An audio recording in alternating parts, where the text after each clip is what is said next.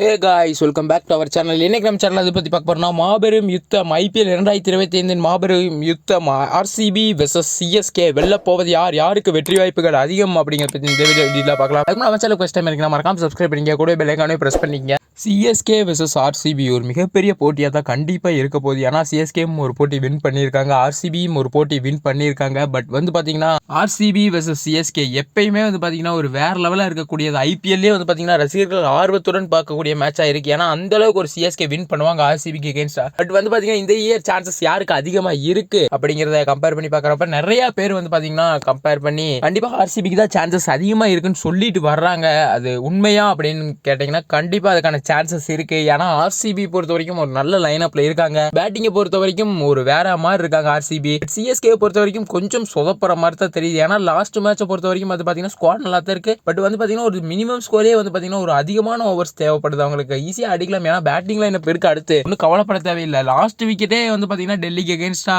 டெல்லி மற்றும் எல்எஸ்ஜி மோதிய போட்டியில் பார்த்தீங்கன்னா ஈஸியாக அடிக்கிறாங்க ஒரு விக்கெட் வச்சு. பட் இத்தனை விக்கெட் இருக்கும்போது எதுக்காக ஒரு 20 ஓவர் பக்கம் மேட்சை கொண்டு போகணும், 17-18 ஓவர்ஸ் பக்கம் மேட்ச் கொண்டு வரதுக்கான அவசியமே கிடையாது. பட் பார்த்தீங்கன்னா சிஎஸ்கே ரொம்ப இழுக்கிறாங்க.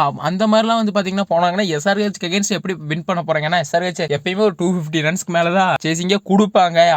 இப்படி பிளே பண்ணாங்கன்னா சிஎஸ்கே பொறுத்த வரைக்கும் கொஞ்சம் கஷ்டம் தான். பட் ஆர்சிபி பொறுத்த வரைக்கும் ஒரு நல்ல கேப்டன்சியும் கொடுத்துட்டு இருக்காரு ராஜ்தர் பட்டிதர். அதனால கண்டிப்பாக பார்த்தீங்கன்னா ஆர்சிபி பொறுத்த வரைக்கும் ஒரு நல்லபடியாக இருக்கு. ஸ்குவாடு பவுலிங் எல்லாமே பார்த்தீங்கன்னா ஒரு சொதப்புற மாதிரி எதுவுமே கிடையாது. பவுலிங்ல கண்டிப்பா சொதப்பல் இருந்திருக்கலாம் அப்படிங்கிற இது இருந்தது ஃபர்ஸ்ட் மேட்ச் ஸ்டார்டிங்கா பார்க்கறப்ப. பட் பார்த்தீங்கன்னா குருநாள் பாண்டியா ஒரு வேற லெவலா போட்டு கொடுத்தாரு. கண்டிப்பா அவரோட ஸ்பின் பார்த்தீங்கன்னா எல்லா டீம்ஸ்க்குமே எகென்ஸ்டா ரொம்ப உதவும் ஆர்சிபிக்கு. அதனால பார்த்தீங்கன்னா ஆர்சிபி பொறுத்த வரைக்கும் பவுலிங்லயும் ஒரு நல்ல லைன் அப் வச்சிருக்காங்க. பேட்டிங்லயும் ஓப்பனிங் பேட்ஸ்மேனே ஒரு வேற லெவலா இருக்காங்க. விராட் கோலி, ராஜ்தர் பட்டிதர், சால்ட் இந்த மாதிரி ஒரு வேற லெவலான லைன் அப்ல தான் இருக்கு. பட் சிஎஸ்கே பொறுத்த வரைக்கும் கொஞ்சம் சொதப்புறாங்களா அப்படிங்கிற கேள்விக்குறி இருக்கு. முதல் போட்டியை பார்த்து நம்ம எதுவுமே முடிவு பண்ண முடியாது. இருந்தாலும் இந்த முதல் போட்டியை வச்சு அனலைஸ் பண்ணி பார்க்கும்போது ஆர்சிபிக்கு எகென்ஸ்டா பார்த்தீங்கன்னா சிஎஸ்கே லாஸ் ஆகிறதுக்கான வாய்ப்புகள் அதிகமாகவே இருக்கு.